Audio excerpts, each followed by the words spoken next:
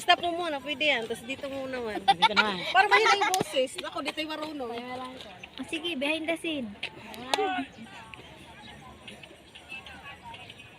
Ay, pala. Nalito ako kasi ang Ulit! Ah, di ba? Mas maganda ang behind the scene talaga kaysa sa ano. Atlan, dikit kayo pa.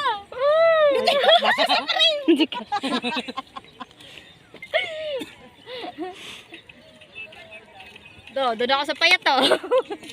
Ay, doon ako sa mataba oh. Tapos next na... Wala nga isang bayat. Try nga na po sa sa tawan. Uy, dito nakalatan dyan pa rin kayo. Oh, di ba? Cute natin. Ang galing naman ganun.